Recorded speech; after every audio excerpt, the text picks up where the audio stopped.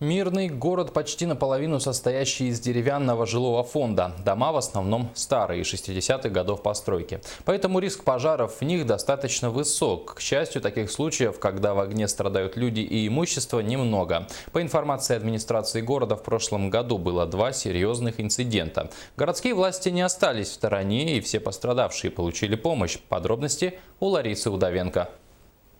Пожар – это всегда стихийное бедствие. Внезапно, стремительно и смертельно опасно. В прошлом году в Мирном жильцы дома 18 по Ленинградскому проспекту пережили беспокойную ночь с криками о помощи и экстренной эвакуацией. На следующий день вместе с полицией и пожарными на месте событий были и представители городской администрации. Они оценили степень ущерба и решили, чем может Мирный помочь своим пострадавшим жителям.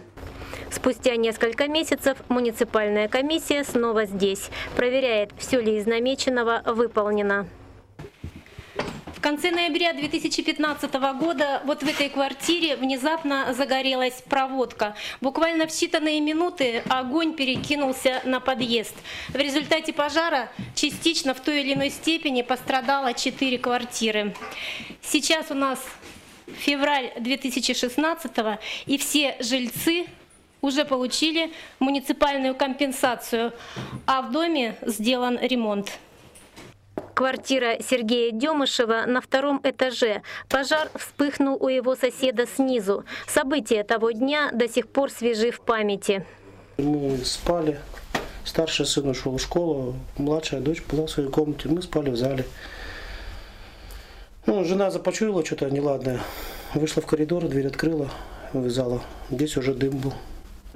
На этот раз обошлось без человеческих жертв. Но все квартиры в подъезде в какой-то мере пострадали, говорит Сергей. Его семья сейчас на съемном жилье, а здесь хозяин затеял капитальный ремонт. За счет соглашения между компанией мы эти деньги согласовали с чрезвычайных ситуаций статьи.